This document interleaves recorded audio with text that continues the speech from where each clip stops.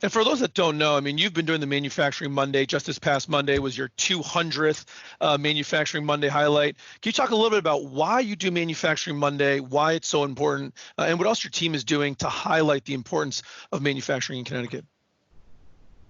So it's a really simple thing we do. Every Monday, we highlight a new manufacturer in Connecticut, normally pretty small shops. We gather information about their history, what they make, and we send out a press release. It always gets a little bit of press, sometimes just locally, sometimes statewide. But the point is, to tell the story of Connecticut manufacturing. Again, because I'm not sure that people know it like they used to know it when they had these big, more visible manufacturing companies in Connecticut.